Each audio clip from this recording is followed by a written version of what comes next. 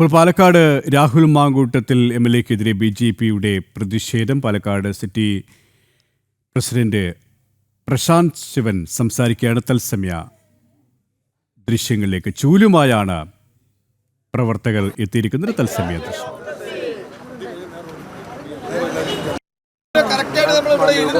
സമരം ചെയ്യാൻ പോകുന്നത്